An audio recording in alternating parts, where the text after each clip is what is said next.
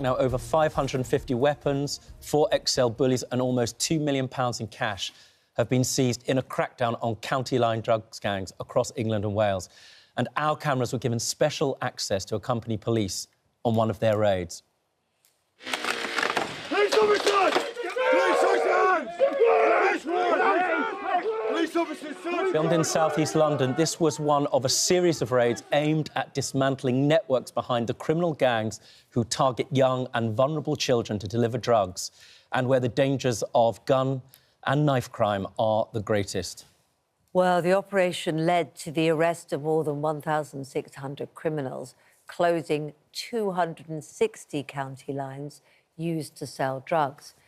Importantly, more than 1,400 people were safeguarded, and almost half of those children. Well, that's what people often forget when they think the gangsters have been got. It's the vulnerable that have also been got before that, that we're talking about now. We're joined by 2 former child county line survivors. Sosa Henkoma, who was exploited into drug dealing at age 11, caught up in a war between rival drugs gang. He was shot, stabbed 11 times and tortured as a young teenager. And Sosa now uses his voice to help young people avoid the same path. And we're also joined by Sabrina, who survived a harrowing journey through modern slavery after being imprisoned as a young adult. Sabrina now works to raise awareness about modern slavery. I mean, goodness me, in those few sentences, the horrors that you've been through, it doesn't do it justice, does it? So let's start with you, because you found yourself being sort of lured in, didn't you, gradually, from a very vulnerable place as young as 9. Describe how, you found yourself, a young child, jumping then forward to 11 when all those horrific things happened. How did it begin? I'll say for me, it started from quite young, abandonment. And I experienced abandonment from a young age, losing my mum from 2, and then obviously coming into a new country from the age of 8, and trying to fit in, trying to understand how it is to be a child. And then obviously in the home, experiencing abuse in the home. So you were in care? I was put into care. I was put into care at the age of 8, shortly after I was brought into the country, after experiencing abuse at home. Gosh. And that vulnerability and loneliness, I guess, and isolation, how did it, if you could spell it out for us, how did it make you vulnerable to the gangs? How did they sort of put their arms around you in the worst possible way? I would say it was quite easy, more of manipulation, and obviously, I would say trying to fit in.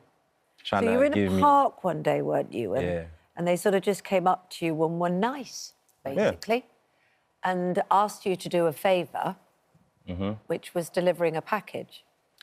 Presumably you had no idea what that package was. No, I was asked to deliver packages because obviously at that moment in time I had a bike and it was just trying to fit in with obviously with the other kids, the local kids. And after delivering packages, it then turned to meeting their elders and then being asked to go away for a week. Right. Can I ask you what being in a gang meant to you? I used to, represent gang members, and I don't think people fully understand when you don't have a family, when you're in foster care, what it means to be included. You don't go out, it doesn't start, as Kate was asking you, thinking, right, I'm going to go and commit crime. What did this new gang mean to you? Who were they to you? For me, they were my everything. They were my family, and at that moment in time, growing up, I would have done anything for them. Because for me, I had no one else. And when I felt like I wasn't heard by this world and everybody else, I felt like these people heard me. So I felt really included. Then, as you said, you went away for a week and found yourself in real trouble. What happened? I believe it was in Margate in Kent. What happened during that time? I would say first day, I was introduced to obviously being in a cocooned house. And then... What is that? People might not know. Cocooned house is a house which is taken over by, I'll say, the gangs. And obviously usually addicts who are living in a home. So when that was taken, obviously I was there for probably 3 days. But the first day I was told they were going to come back on the first day. But then on the third day, I was being raided by another gang and I had a shotgun being pointed at me. How old were you when this happened? I was 11. 11 years old, got a shotgun pointed at your head. Right. And then you end up, as it were, in the gang. You can't just leave, just to be clear. No. Right. And the threats, if you do leave, are very real. 100%. Right. I represented a young man who named people in his gang and he was acquitted on the Monday and shot dead on the Thursday. Just to give you a sense of what we're talking. So you're 11 years old. You find yourself stuck here in this darkness. And eventually you graduate through the ranks and end up going to prison for possession of a firearm. Now, so you've got 3 years, I think. Now, just tell us, before we come to Sabrina, I'm going to thank you for your courage before you begin. It's extraordinary you're here. Thank you. It really is. I have to ask you, those 3 years in prison were a moment which, well, changed your life. Help us understand what made the key change for you. I was actually sentenced 5 years in prison, but I had to do 3 years due to obviously facing a deportation order at the end of my sentence. Right. But for me, I was introduced to my immigration solicitor. And when I was introduced to my immigration solicitor, that's when I'll probably say I was identified as actually being exploited. And even then, she didn't know. It was the psychologist that told her that.